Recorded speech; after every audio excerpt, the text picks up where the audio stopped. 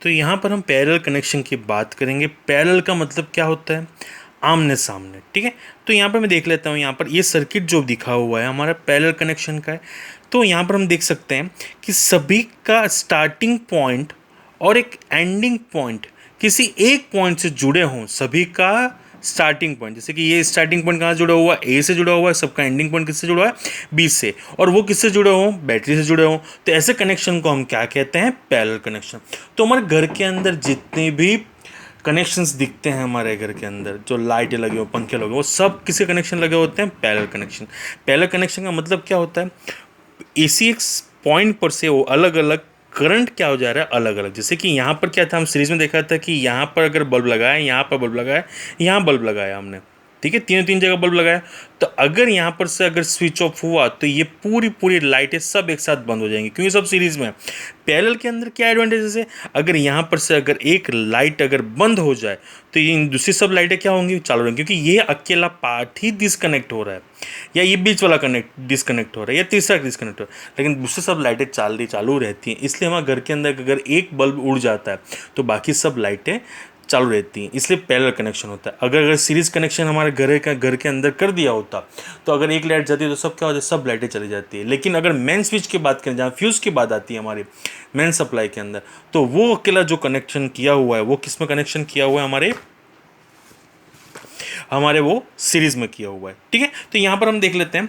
तो यहाँ पर क्या हो रहा था, इसके अंदर देखा था कि करंट कैसा था हमारा? सेम था, क्योंकि एक ही पाथ था तो करंट एक ही पाथ में कैसा गया? सेम गया। लेकिन पोटेंशियल डिफरेंस था, ठीक है। अब पोटेंशियल डिफरेंस का मतलब हमें पता होता है कि हर चीज़ का क्या होता है? खुद का पोटेंशियल अलग अलग होता है। यहाँ पर से कोई बंदा दौड़ के जा रहा है तो ऑब्वियसली यहाँ पर भी उसको रुकना है, यहाँ पर भी रुकना है, तो थक जाएगा। लेकिन अब देखो, यहाँ पर से बंदा खड़ा है, इसको यहाँ पर से यहाँ तक भी जाना है, सेम कंडीशन यहाँ से इसको यहाँ तक जाना है, यहाँ से इसको यहाँ तक जाना है। तो इन तीन कंडीशन में इसको क्या करना है? सेम ही काम करना है, उसको अलग अलग तो काम करना है नहीं। क्योंकि उसकी यहाँ, जैसे कि इस बंदे को यहाँ खड़ा कर दिया, एक बंदे को यहाँ खड़ा कर दिया, एक बंदे को यहाँ पर, क्योंकि सबका डिस्टेंस कैसा है? दोनों का सेम है, तो उसको कोई प्रॉब्लम ज़्यादा होगी नहीं। लेकिन इसको क्या करना है? यहाँ पर कूदने के बाद वहाँ पर जाना है। तो यहाँ पर क्या होता है? पोटेंशियल जिसका चेंज होता रहता है। पोटेंशियल यहाँ कैसा होगा? सबका सेम होगा। तो तीन तीन जगह लिखा है वी वी वी। लेकिन करंट कैसा हो रहा है इस पॉइंट से? I1 I2 और I3 हो रहा है। तो यहाँ पर लिख सकता हूँ मैं, यहाँ पर जैसे कि यहाँ सेम क्या था? करंट था। पोटेंशियल डिफरेंस कैसा था? डिफरेंट था। तो यहाँ पर क्या है? सेम हमारा, सेम क्या हो गया हमारा? पोटेंशियल सेम हो गया। डिफरेंट क्या हो गया हमारा? करंट। आई क्या हो गया हमारा? डिफरेंट हो गया, ठीक है। और ये क्या है हमारा? Equivalent circuit. अब ये जो है सर्किट हमें देखा हुआ है, लेकिन ये जो बैटरी के रिलेटेड है तो सर्किट कैसा होगा? इस तरह से इक्विवेलेंट होगा, ठीक है। तो यहाँ पर हम लिख सकते हैं यहाँ पर कि यहाँ पर इक्वेशन बनाएंगे। यहाँ पर हमने जो डिफरेंट क्या था? यहाँ पोटेंशियल था, यहाँ डिफरेंट क्या? आई है। तो यहाँ पर I is equals to I1 plus I2 plus I3। आप सर्किट के अंदर जो कनेक्शन कर रहे हो, मैंने यहाँ पर R1 R2 लिया था, आप R3 ले सकते हो, R4 ले सकते हो, आपकी मर्जी है आप क्या कर रहे हो, ठीक है। तो I is equals to I1 I2 और R3, ठीक है। हमने यहाँ पर पता है, हमने I इज इक्वल्स टू क्या होता है हमारा? V by R। ये ओम्स लॉ के हिसाब से है, ठीक है। अब I1 के लिए क्या होगा?